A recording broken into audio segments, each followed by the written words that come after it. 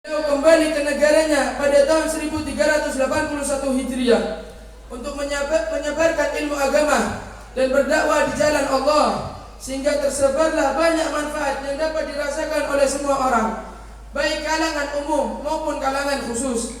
Dan sepulangnya Al-Habib Salim dari kota Mekah Al-Mukarramah, beliau bermukim di kota Aden dari tahun 1381 Hijriah sampai tahun 1396 Hijriah, sekitar 15 tahun. Di tengah kesibukan beliau di kota Aden, beliau juga masih keluar menuju kota Tarim untuk berziarah dan mengajar di Rubat Tarim. Dan selama 15 tahun di kota Aden, beliau sangat sibuk dengan berbagai kegiatan agama, yaitu berkhutbah, menyampaikan mau'idhah, memberikan arahan, mengajar di berbagai masjid di kota Aden antara waktu maghrib dan isya. Tatkala kesibukan beliau semakin bertambah dalam mengajar juga berdakwah di berbagai sekolahan dan masjid, serta antusias masyarakat kepada beliau juga semakin bertambah. Di saat itulah kelompok sekutu komunis mulai mencegah dan berusaha menghentikan dakwah Habib Salim, yang mana kelompok komunis ini mulai menguasai Yaman Utara pada tahun 1967 Masehi.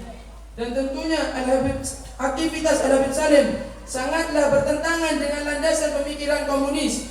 Mereka pun tak mendapatkan cara untuk mencegah Al-Habib Salim secara resmi, sehingga mereka beralih mencari cara secara tidak langsung untuk menghentikan dakwah Habib Salim, yaitu dengan cara membunuhnya. Usaha mereka untuk membunuh Al-Habib Salim tepatnya setelah sholat isya, namun Allah masih menyelamatkan beliau. Saat itu beliau keluar dari Masjid Aban di kota Aden. Lalu ada mobil dari belakang yang menabraknya hingga Habib Salim jatuh di trotoar. Dan langsung dikerumuni oleh banyak orang, dan Allah masih menyelamatkan nyawa beliau dari musibah ini. Beliau mengalami keretakan tulang yang mengharuskan untuk tinggal beberapa lama di rumah sakit untuk penyembuhannya. Peristiwa itu terjadi pada malam Kamis 3 Rabiul Awal 1396 Hijriah yang bertepatan dengan 3 Maret 1976 Masehi. Dan pada masa itu Al-Habib Salim merasakan banyak kesedihan dan menghadapi banyak rintangan dari kelompok sekutu komunis. Di antaranya beliau sempat dimasukkan di penjara, dihajar serta disiksa pada tahun 1400 Hijriah atau 1980 Masehi dengan masa tahanan kurang lebih 9 bulan 15 hari. Pada awalnya beliau ditahan di kota Aden, dan setelah lama di penjara, pada siang hari Senin bulan Dzulhijjah tahun 1400 Hijriah bertepatan dengan tahun 1981 Masehi, beliau dikeluarkan menuju bandara kota Seoul untuk dipindahkan ke penjara Aminuddaulah kota Seoul. Beliau menetap di sana sampai awal bulan Rajab tahun 1401 Hijriah, dan setelah lama disiksa serta dihajar, bahkan diletakkan di dalam sel bawah tanah yang berukuran kecil, sempit dan tak manusiawi, beliau lalu dipindahkan ke penjara Al-Munawwarah di kota Mukalla. Beliau menetap di sana selama beberapa hari, kemudian dipindah ke penjara Al-Fatah di daerah Tawahi di kota Aden.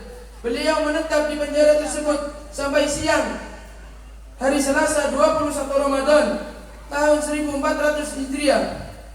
Dan pada hari itu beliau dibebaskan dengan bantuan perantara As-Sayyid Muhammad Abdurrahbi Al-Junaidi, semoga Allah merahmatinya, yang saat itu beliau merupakan ketua komisi perdamaian antara Yaman Utara dan Yaman Selatan. Adapun yang memerintahkan untuk As-Sayyid Abdurrahbi Al-Junaidi perhatian kepada Al-Habib Salim, yaitu Al-Habib Al-Allamah Muhammad bin Abdullah Al-Haddar, sebagaimana para sesepuh yang lainnya juga mengerahkan segala usaha untuk membebaskan Al-Habib Salim. Semoga Allah membalas kebaikan mereka semua dengan sebaik-baiknya balasan. Kemudian pada tahun 1404 Hijriah, Al-Habib Salim pergi ke kota Mekah dan Madinah melalui jalur kota Aden untuk melaksanakan ibadah haji. Beliau pun menetap di kota Madinah Al-Munawwarah dan bertepatan dengan Sayyid Umar bin Abdurrahman Al-Jufri beserta saudara-saudaranya mendirikan Rubat Madinah untuk para penuntut ilmu agar mereka tinggal di dalamnya. juga untuk mengajar dan menghafal Al-Quran. Maka dipilihlah Al-Habib Salim dan Al-Habib Zain bin Smith untuk mengajar di Rubat tersebut. Mereka berdua menyampaikan pelajaran dengan sebaik-baiknya, sehingga sangat banyak murid yang mengambil manfaat dari keduanya, baik murid yang berasal dari dalam Rubat maupun yang dari luar Rubat. Dan saat itulah Al-Habib Salim kembali dapat meneruskan kesibukannya untuk mengajar dan menyebarkan ilmunya. Lalu Al-Habib Salim kembali ke tanah airnya setelah Yaman Utara dan Yaman Selatan menjadi kesatuan yang penuh keberkahan pada tahun 1411 Hijriah yang bertepatan dengan tahun 1990 Masehi.